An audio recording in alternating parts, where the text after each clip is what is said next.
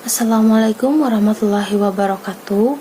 Alhamdulillahirrabbilalamin. Assalatu wassalamu ala asrafil anbiya'i wal mursalin wa ala alihi wa sahbihi ajma'in, amma ba'du. Perkenalkan, nama saya Alifa. Saya dari Fakultas Agama Islam Prodi S1 Pendidikan Islam Anak Usia Dini Universitas Muhammadiyah Banjarmasin. Di sini saya akan menjelaskan perihal tentang Pancasila. Pancasila adalah ideologi di Indonesia. Secara bahasa, nama Pancasila berasal dari dua kata Sanskerta, panca yang berarti 5 dan sila yang berarti prinsip atau asas. Sejarah Pancasila juga sangat berwarna karena proses perumusannya cukup panjang dengan melalui diskusi dan perdebatan panjang.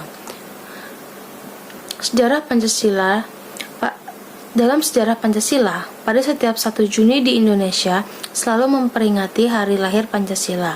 Hal itu ditandai dengan pidato yang dilakukan oleh Presiden pertama Indonesia, Soekarno-Hatta, pada 1 Juni 1945 dalam sidang Dokurusi Junbi Kosakai atau BPU PKI. Pidatonya pertama kali mengemukakan konsep awal Pancasila yang menjadi dasar negara Indonesia. Sebagaimana yang dikutip dari situs Badan Pembinaan Ideologi Pancasila atau BPIP, sejarah Pancasila bermula dari kekalahan Jepang pada Perang Pasifik. Mereka kemudian berusaha mendapatkan hati masyarakat dengan menjanjikan kemerdekaan kepada Indonesia dan membentuk sebuah lembaga yang tugasnya untuk mempersiapkan hal tersebut. Lembaga ini juga dinamai Dokurusi Junbi Kosakai. Pada sidang pertamanya di tanggal 29 Mei 1945 yang diadakan di Gedung Choi Sang-in yang sekarang lebih terkenal menjadi Gedung Pancasila. Para anggota membahas mengenai tema dasar negara. Ternyata dalam proses perumusan Pancasila tidaklah mudah, berjalan sangat alot. Sidang berjalan sekitar hampir 5 hari. Kemudian pada tanggal 1 Juni 1945, Soekarno menyampaikan ide serta gagasannya terkait dasar negara Indonesia yang dinamai Pancasila. Selain itu, dalam sejarah Pancasila juga mencatat ada beberapa tokoh juga yang menyampaikan pendapat serta usulan untuk melaksanakan butir-butir Pancasila, seperti yang diusulkan oleh Mr. Muhammad Yamin yang berpidato pada tanggal 29 Mei 1945. Muhammad Yamin merumuskan 5 dasar sebagai berikut: peri kebangsaan, peri kemanusiaan, peri ketuhanan, peri kerakyatan, dan kesejahteraan rakyat.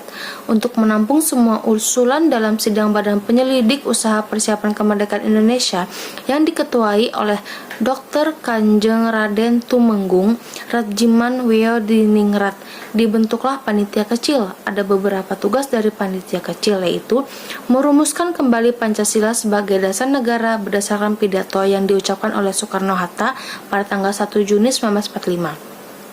Menjadikan dokumen itu sebagai teks untuk memproklamasikan Indonesia merdeka.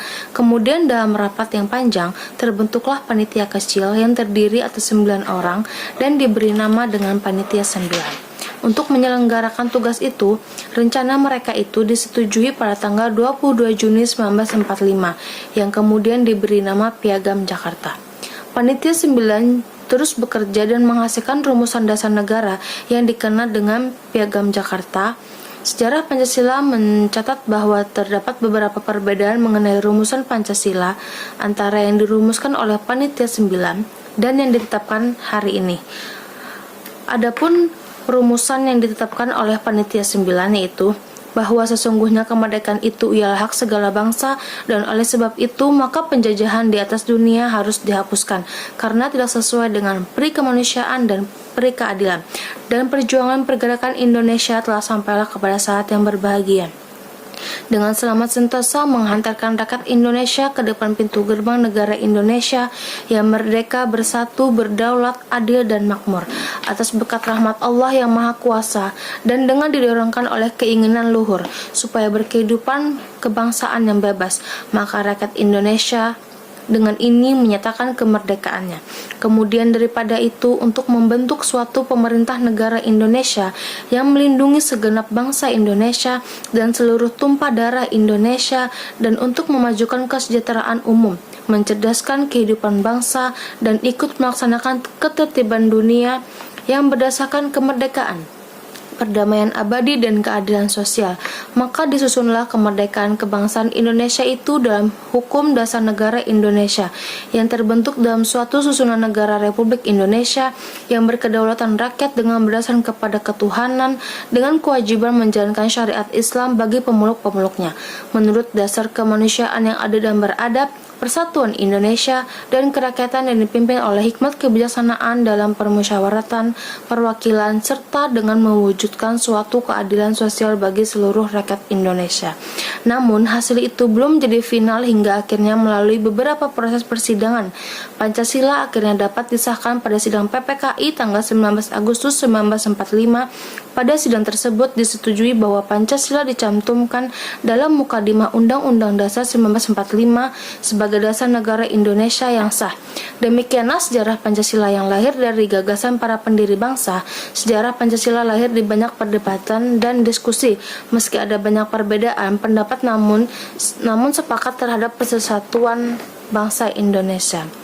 Sekian yang dapat saya jelaskan. Wabillahi taufiq wa hidayah. Wassalamualaikum warahmatullahi wabarakatuh.